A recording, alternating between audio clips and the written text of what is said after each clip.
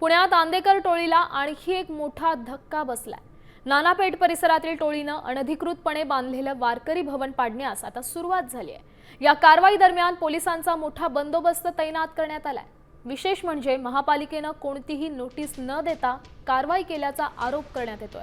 तर याबाबत वकिलांनी पालिकेच्या अधिकाऱ्यांना जबाब विचारला असता ते उत्तर न देता घटनास्थळावरून निघून गेले।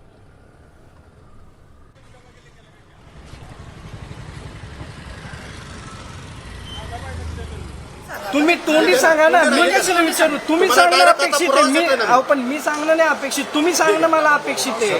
तुम्ही नोटीस दिली की नाही दिली लोकांना, एवढंच म्हणणं आहे माझं। हे नाही, ही नोटीस द्या मला, तुम्ही तुमची कारवाई योग्य आहे का? मी काय म्हणतो, आमची कारवाई योग्य आहे, आमची कारवाई योग्य आहे एवढंच सांगतो। नोटीस देण्यापूर्वी किती वेळाने कारवाई केली जाते हे सांगा, आणि यापूर्वी नोटीस दिली मी काय सांगतोय, आमची कारवाई योग्य आहे। मग तुमची भूमिका तुम्ही सांगा मला।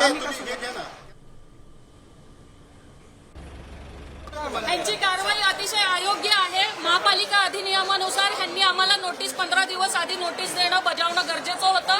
महापालिका अधिनियम ऍक्ट 260 नुसार आणि 52 ची नोटीस यांनी आम्हाला 15 दिवसाची मुदत देणं गरजेचं होतं, परंतु ह्यांनी आम्हाला कुठल्याही पद्धतीची नोटीस दिलेली नाही। आम्हाला ज्यावेळेस समजलं की पोलीस प्रशासन येऊन इथल्या स्थानिक लोकांना धमकावून जाते की तुम्ही घर खाली करा, त्यावेळेस आम्ही थेट महानगरपालिकेमध्ये धाव घेतली। टॅक्स भरतोय, लाईट